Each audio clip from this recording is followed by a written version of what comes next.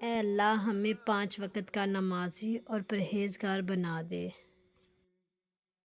شوہر کو سجدہ کرنے کا حکم۔ حضرت قیس بن سعد رضی اللہ تعالیٰ عنہ سے روایت ہے کہ رسول اللہ صلی اللہ علیہ وآلہ وسلم نے ارشاد فرمایا، اگر میں کسی کو کسی کے سامنے سجدہ کرنے کا حکم دیتا تو عورتوں کو حکم دیتا کہ وہ اپنے شوہروں کو سجدہ کریں، اس حق کی وجہ سے جو اللہ تعالیٰ نے ان کے شوہروں کا ان پر مقرر فرمایا ہے۔ اللہ تعالیٰ فرماتا ہے، جب میرا کوئی بندہ مصیبت میں مجھ سے سوال کرتا ہے میں اسے مانگنے سے پہلے دے دیتا ہوں اور اس کی دعا کو مقبول کر لیتا ہوں۔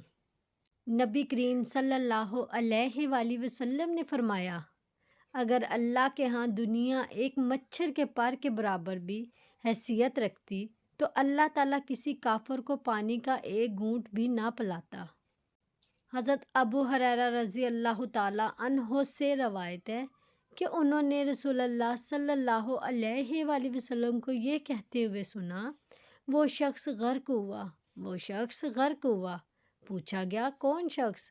رسول اللہ صلی اللہ علیہ وآلہ وسلم نے فرمایا کہ وہ شخص جس نے اپنے ماں باپ کو بڑھاپے میں پایا اور ان کی خدمت کر کے جنت حاصل نہ کر سکا۔ سیدنا انس بن مالک رضی اللہ تعالیٰ عنہ نے فرمایا کہ نبی کریم صلی اللہ علیہ وآلہ وسلم سے زیادہ ہلکی کامل نماز میں نے کسی کے پیچھے کبھی نہیں پڑھی، اور اگر آپ صلی اللہ علیہ وآلہ وسلم بچے کی رونے کی آواز سن لیتے تو اس خیال سے کہ کہیں اس کی ماں پریشانی میں مبتلا نہ ہو، نماز مختصر کر دیتے۔ حضرت عائشہ رضی اللہ تعالیٰ عنہما سے مروی ہے کہ نبی صلی اللہ علیہ وآلہ وسلم نے ان سے فرمایا، اے عائشہ، جہنم کی آگ سے کوئی رکاوٹ تیار کر لو، خواہ وہ کھجور کا ایک ٹکڑا ہی ہو، کیونکہ کھجور بھی بھوکے آدمی کو سہارا دے دیتی ہے جو سیراب آدمی کی نسبت زیادہ ہوتا ہے۔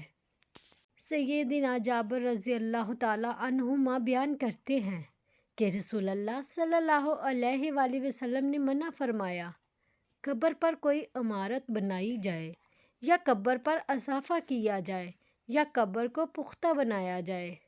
فرشتوں کی دعا اور بد دعا۔